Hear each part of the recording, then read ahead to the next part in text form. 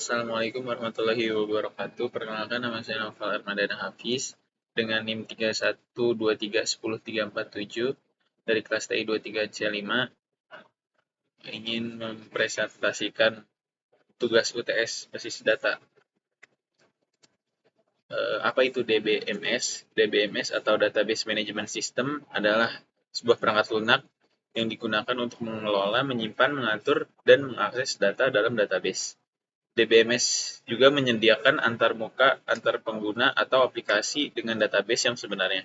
Nah, fungsinya sendiri itu mencakup penyimpanan, pengambilan, pembaruan, dan pengelolaan data secara efisien, serta memastikan integritas dan keamanan data.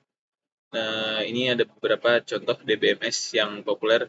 Ada MySQL, PostgreSQL, Oracle Database, SQL Server, MongoDB. Lalu yang kedua, apa yang dimaksud redundansi data? Redundansi data merujuk pada keadaan di mana data yang sama disimpan berulang kali dalam basis data atau sistem informasi yang berbeda. Redundansi data dapat terjadi secara sengaja atau tidak sengaja dalam lingkungan teknologi informasi. Hal ini dapat menyebabkan beberapa masalah, termasuk yang pertama adalah pemborosan ruang penyimpanan, yaitu ketika data duplikat disimpan di beberapa lokasi atau tabel. Ini mengakibatkan penggunaan ruang penyimpanan yang tidak efisien. Yang kedua, kesulitan mempertahankan konsistensi. Dan jika data redundan tidak disinkronkan dengan benar, perubahan pada satu salinan data mungkin tidak tercermin secara konsisten di salinan lainnya.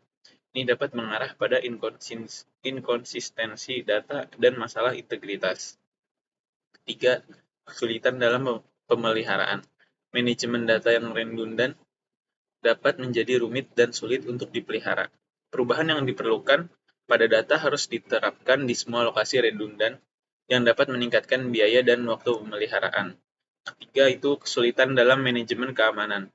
Redundansi data dapat menyulitkan penerapan dan pemeliharaan kontrol keamanan yang konsisten, karena data yang sama perlu diatur secara terpisah di beberapa lokasi. Penting untuk merancang basis data dengan meminimalkan redundansi data sebanyak mungkin untuk memastikan efisiensi penyimpanan, konsistensi data, dan manajemen yang lebih mudah. Teknik ini seperti normalisasi basis data digunakan untuk mengelola redundansi data dengan mengorganisasi data ke dalam tabel yang tepat dan memastikan bahwa setiap fakta hanya disimpan sekali. Lalu jelaskan yang dimaksud entitas. Nah, dalam konteks basis data dan sistem informasi, entitas merujuk pada objek yang dapat dibedakan dan diidentifikasi secara jelas. Entitas adalah sesuatu yang ada dan dapat diidentifikasi dalam dunia nyata atau dalam domain informasi yang diperlukan untuk disimpan dalam basis data. Nah, lebih khusus lagi, entitas ada dalam basis data seringkali merepresentasikan objek konkret seperti orang, tempat, atau objek fisik lainnya, atau objek abstrak seperti konsep atau kejadian. Nah, contoh entitas ini itu ada 4: seorang pelanggan, sebuah produk, sebuah transaksi, dan sebuah karyawan. Entitas itu memiliki atribut yang menggambarkan karakteristik atau properti dari entitas tersebut. Misalnya, atribut untuk entitas pelanggan dapat mencakup nama, alamat, nomor telepon, dan lain-lain. Entitas juga dapat memiliki hubungan dengan entitas lain dalam basis data, seperti hubungan pelanggan melakukan transaksi. Lalu ada apa itu composite key? Composite key adalah istilah dalam basis data yang merujuk kepada kumpulan 2 atau lebih kolom yang digunakan bersama-sama untuk secara unik mengidentifikasi setiap baris dalam sebuah tabel. Artinya, kombinasi nilai dari kolom-kolom yang membentuk composite key harus unik untuk setiap baris dalam tabel. Saat satu kolom saja tidak cukup untuk mengidentifikasi secara unik setiap baris, kita perlu composite key. Misalnya dalam tabel yang menyimpan informasi pesanan pelanggan, mungkin perlu menggunakan kombinasi ID pelanggan dan nomor pesanan sebagai composite key. Hal ini terjadi karena nomor pesanan saja tidak cukup untuk mengidentifikasi pesanan secara unik jika satu pelanggan dapat melakukan beberapa pesanan. Nah, beberapa hal yang perlu diperhatikan terkait dengan composite key itu ada 3. Yang pertama, unique completeness, yang kedua penentuan urutan, yang ketiga mandatory. Penggunaan composite key seringkali dibutuhkan untuk mengatasi kebutuhan identifikasi yang kompleks dalam desain basis data, terutama di mana ada hubungan yang kompleks antara entitas dan ketika kolom tunggal tidak mencukupi untuk memastikan uniknya setiap baris. Lalu selanjutnya ada apa kegunaan index key. Index key memiliki beberapa kegunaan penting dalam basis data. Yang pertama itu penyediaan akses cepat. Salah satu fungsi utama index key adalah untuk meningkatkan kinerja query dengan memungkinkan akses cepat ke data. Dengan menggunakan index key, basis data dapat langsung menuju ke lokasi yang tepat di mana data yang diminta disimpan daripada melakukan pemindaian penuh tabel. Kedua, mempercepat proses pencarian. Nah, index key membantu mempercepat proses pencarian data. Dengan index key, basis data dapat menggunakan struktur data seperti B-tree atau hashing untuk mencari data secara efisien berdasarkan nilai indeks yang diinginkan, yang jauh lebih cepat daripada mencari secara linier melalui seluruh tabel. Ketiga, meningkatkan kinerja query. Saat query dieksekusi, index key memungkinkan basis data untuk dengan cepat memfilter baris yang memenuhi kriteria pencarian, mengurangi jumlah data yang harus diproses, dan akhirnya meningkatkan kinerja query secara keseluruhan. Nah, meskipun index key memiliki banyak manfaat, perlu diingat penggunaan index key juga memakan banyak sumber daya, seperti contohnya ruang penyimpanan dan overhead operasional. Dan pemilihan indeks yang tepat sangat penting untuk mengoptimalkan kinerja basis data secara keseluruhan. Lalu, ada berapa jenis arsitektur basis data? Nah, itu terdapat beberapa jenis arsitektur basis data yang umum digunakan dalam sistem basis data. Ini adalah beberapa jenis arsitektur basis data. Yang pertama ada arsitektur client server, arsitektur berbasis file, arsitektur terdistribusi, arsitektur cloud-based, arsitektur terpusat atau centralized. Lalu yang terakhir ada arsitektur peer-to-peer. Nah, setiap jenis arsitektur basis data ini memiliki karakteristik kelebihan dan kekurangannya sendiri. Pemilihan arsitektur yang tepat tergantung pada kebutuhan bisnis, skala aplikasi, tingkat keamanan, dan ketersediaan sumber daya komputasi. Apa saja level basis data? Terdapat beberapa level dalam arsitektur sebuah basis data. Setiap level merepresentasikan cara data disimpan, diorganisasi, dan diakses dalam basis data. Berikut adalah beberapa level basis data yang umum. Yang pertama ada level fisik atau physical level. Level ini menggambarkan bagaimana data disimpan secara fisik di dalam media penyimpanan seperti disk atau memori. Lalu ada termasuk informasi tentang struktur penyimpanan data, teknik penyusunan data seperti pengindeksan atau pengalamatan blok, dan cara data direpresentasikan dalam bentuk bit dan byte. Kedua ada level logika atau logical level. Level ini menggambarkan struktur data secara konseptual tanpa memperhatikan bagaimana data disimpan secara fisik. Nah, termasuk entitas, atribut, relasi antara entitas, dan batasan integritas data. Database skema atau skema basis data didefinisikan pada level ini yang memberikan gambaran tentang struktur dan organisasi data dalam basis data. Lalu yang ketiga ada level konseptual atau conceptual level. Level ini menyediakan representasi abstrak yang lebih tinggi dari struktur dan konteks basis data. Fokus pada pemahaman yang lebih luas tentang data tanpa terkait dengan implementasi fisik. Database model konseptual biasanya menggunakan model data seperti model relasional atau model entitas relasi. Yang keempat ada level view atau view level atau external level. Level ini merupakan pandangan yang dipersonalisasi atau disesuaikan dari basis data yang dilihat oleh pengguna atau aplikasi tertentu. Penggunaan dapat melihat dan mengakses hanya sebagian data yang relevan untuk kebutuhan mereka. View level memungkinkan pengguna untuk berinteraksi dengan basis data menggunakan antarmuka yang terdefinisi secara khusus seperti tampilan yang dibuat dengan perintah SQL. Lalu apa perbedaan basis data hierarki dan basis data jaringan? Perbedaan antara basis data hierarki dan basis data jaringan terletak pada struktur hubungan antar data. Yang pertama, struktur hubungan. Basis data hierarki ini dalam basis data hierarki, data disusun dalam struktur pohon atau hierarki, di mana setiap entitas atau record memiliki satu entitas induk atau parent, dan dapat memiliki beberapa entitas anak atau child.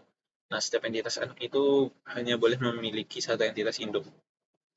Terus ada basis data jaringan. Dalam basis data jaringan, data disusun dalam struktur yang lebih kompleks, dikenal sebagai graf atau jaringan. Entitas atau record dalam basis data jaringan dapat memiliki beberapa entitas induk atau owner dan beberapa entitas anak atau member. Ini memungkinkan hubungan many-to-many antara entitas yang tidak dapat direpresentasikan dengan mudah dalam basis data hierarki. Lalu ada kekuatan representasi basis data hierarki. Nah, cocok digunakan untuk merepresentasikan struktur data yang memiliki hubungan parent-child yang sederhana dan terstruktur secara hierarkis, seperti struktur organisasi atau hierarki dokumen. Lalu ada dua basis data jaringan. Nah, lebih fleksibel dalam merepresentasikan hubungan yang kompleks dan saling terkait antara entitas, seperti representasi data di organisasi yang memiliki hubungan many-to-many atau dalam model data yang dinamis dan berubah. Ketiga, manipulasi data. Basis data hierarki. Operasi navigasi dalam basis data hierarki cenderung lebih sederhana karena setiap entitas memiliki satu entitas induk dan beberapa entitas anak. Lalu basis data jaringan, diperlukan teknik yang lebih kompleks untuk melakukan operasi navigasi karena entitas dalam basis data jaringan dapat memiliki beberapa entitas induk dan anak, yang membutuhkan manajemen yang lebih canggih. Yang keempat, implementasi praktis. Dalam basis data hierarki lebih mudah untuk dipahami dan diimplementasikan, terutama untuk struktur data yang memiliki hubungan hierarkis yang jelas. Lalu basis data jaringan itu memerlukan pemahaman yang lebih mendalam dan pengelolaan yang lebih rumit, terutama untuk struktur data yang memiliki hubungan many-to-many. Lalu ada apa perbedaan database relasional dengan relasi entitas? Perbedaan antara relational database dan entity relationship atau ER diagram dapat dijelaskan sebagai berikut. Yang pertama, relational database. Itu ada konsep utama. Nah, relational database adalah tipe database yang berbasis pada model data relasional, di mana data disimpan dalam tabel terstruktur yang terdiri dari baris atau tuple dan kolom atribut. Kedua, struktur data. Data dalam relational database diorganisir dalam tabel yang terdiri dari baris dan kolom. Setiap tabel memiliki nama dan kolom yang mewakili jenis data yang tersimpan. Tiga, hubungan antara tabel. Relasi antar tabel ditentukan oleh kunci asing atau foreign key yang menghubungkan kolom di satu tabel dengan kolom di tabel lainnya, membentuk hubungan antara entitas dalam basis data. Empat, ada manipulasi data. Relational database menggunakan bahasa SQL, Structured Query Language, untuk melakukan manipulasi data, seperti pengembalian, pengambilan data atau query, penyisipan, pembaruan, dan penghapusan. Ada entity relationship ER diagram. Pertama, konsep utamanya ER diagram adalah alat visual yang digunakan untuk merepresentasikan struktur data dan hubungan antara entitas atau objek dalam basis data. Kedua, ada elemen utama ER diagram terdiri dari entitas atau objek, atribut atau properti dari entitas, dan hubungan asosiasi antara entitas. Ketiga, deskripsi hubungan. ER diagram digunakan untuk menggambarkan bagaimana entitas terkait satu sama lain. Misalnya, apakah hubungan antara entitas adalah one-to-one, one-to-many, atau many-to-many. Desain basis data ER diagram membantu dalam merancang basis data dengan mengidentifikasi entitas, atribut, dan hubungan antara mereka sebelum mengimplementasikan struktur dalam relational database. Nah, perbedaan utamanya adalah konsep versus implementasi. Itu relational database adalah implementasi dari model data relasional yang menggunakan tabel untuk menyimpan data, sementara ER diagram adalah sebuah alat konseptual untuk merancang struktur basis data sebelum implementasi. Kedua, struktur versus visualisasi. Nah, relational database adalah struktur fisik yang menyimpan data dalam tabel, sedangkan ER diagram adalah representasi visual yang membantu dalam merancang struktur data. Ketiga, manipulasi versus desain. Relational database digunakan untuk menyimpan dan mengelola data secara efisien, sedangkan ER diagram digunakan untuk merencanakan struktur data dan hubungan sebelum basis data dibangun.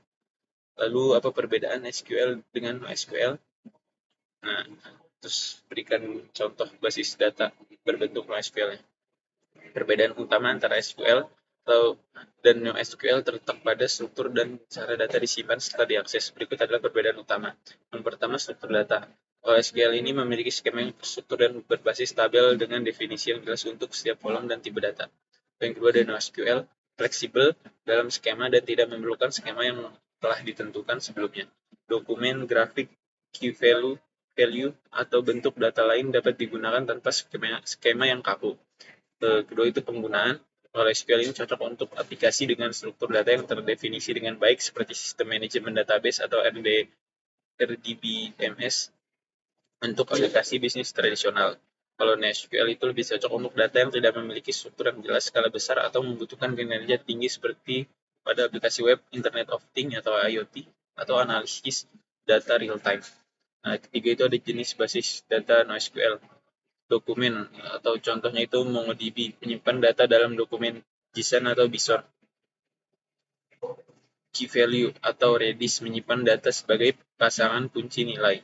Grafik atau contoh Neo4j, menyimpan data sebagai node atau edge untuk relasi kompleks.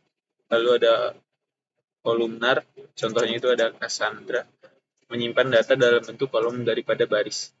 Contoh basis data NoSQL itu ada MongoDB, contoh populer dari basis data NoSQL berbentuk dokumen. MongoDB menyimpan data dalam dokumen JSON atau Bison yang fleksibel tanpa skema yang ketat.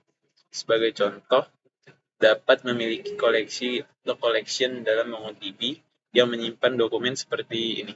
Nah, ini adalah contoh source code-nya ya.